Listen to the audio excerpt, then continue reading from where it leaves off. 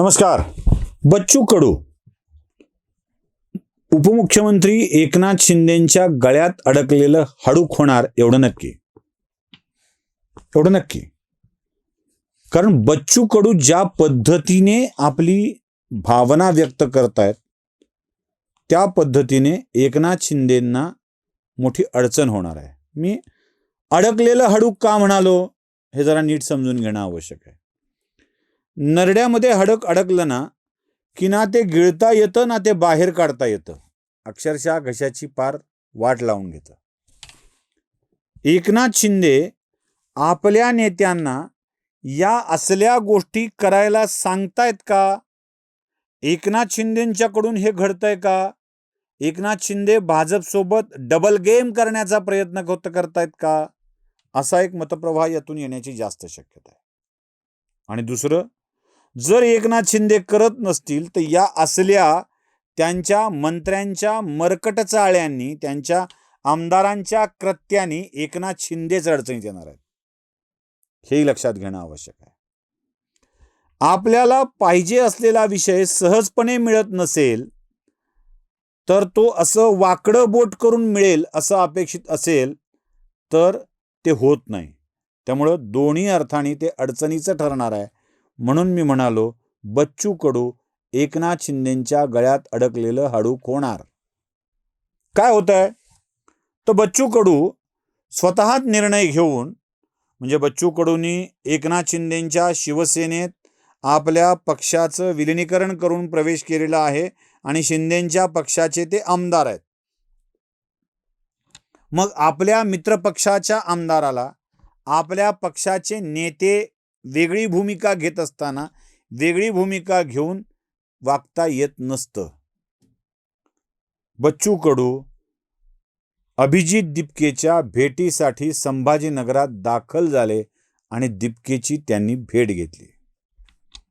आता मला बच्चू कडूंना सांगायचं आहे की संसदेमध्ये आपल्या पक्षाच्या सर्वोच्च नेत्याचा मुलगा, जो त्यांच्यापेक्षाही मोठा नेता आहे बच्चू कडूच्या पेक्षाही, श्रीकांत शिंदे, हे या आंदोलन काँग्रेस या विषयात काय भाषण करत होते ते बघितलं पाहिजे. मी ते ऐकवतो. महोदय, मैं यहाँ पर प्रधानमंत्री जी का धन्यवाद व्यक्त करूंगा कि आज यहाँ पर एक शक्तिशाली बिल लाने का काम सरकार के माध्यम से हुआ है. हमारी सरकार ने रिकॉर्ड समय में ऐसे कड़े कानून बनाए, निर्णय लिए कि जिससे आने वाले समय में पेपर लीक जैसी घटनाएं न हो. हमने सिर्फ निंदा नहीं की बल्कि सिस्टम की सफाई की. सीबीआई ने तुरंत एक्शन लिया.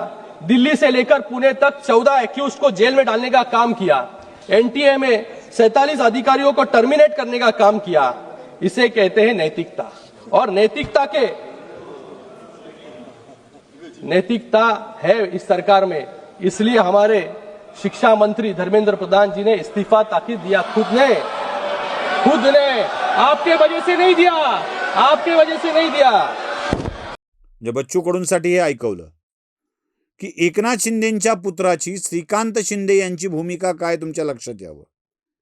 ते ना दिपकेच्या आंदोलनाला समर्थन करतात ना त्याच्या आडून राजकारण करण्याला समर्थन करतात.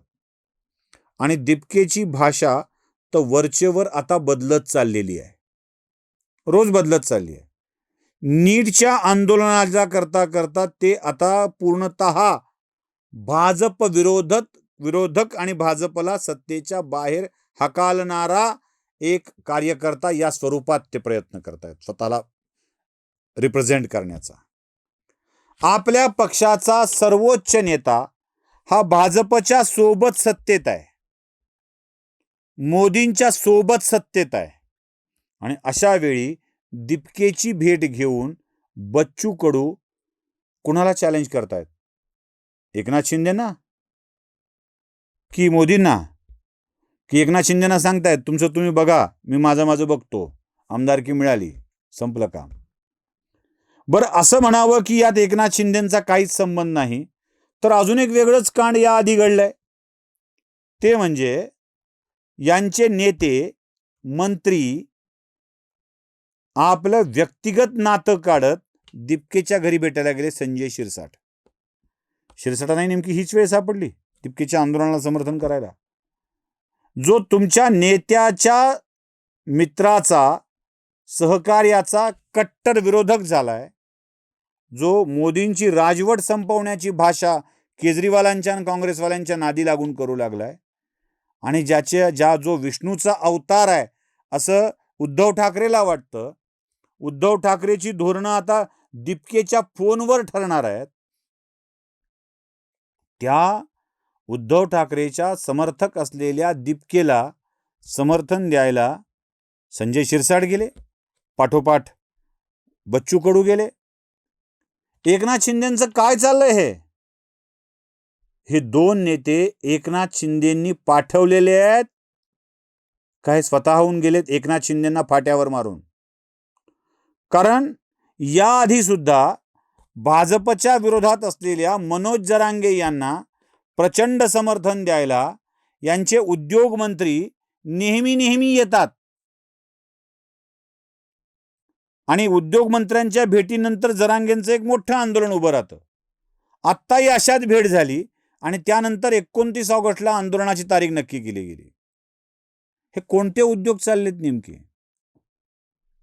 म्हणजे बच्चू कडूंनी जावं, दीपकीच्या लढ्यात मी सहभागी आहे म्हणावं, पंतप्रधानांना पाय उतार करा म्हणावं, शिरसाटाने जावं, माझं नातं आहे म्हणून सांगावं, म्हणून माझा पाठिंबा आहे म्हणून सांगावं, आणि एकनाथ शिंदेनी भाजपच्या सोबत राहून सत्तेची फळं चाखावीत.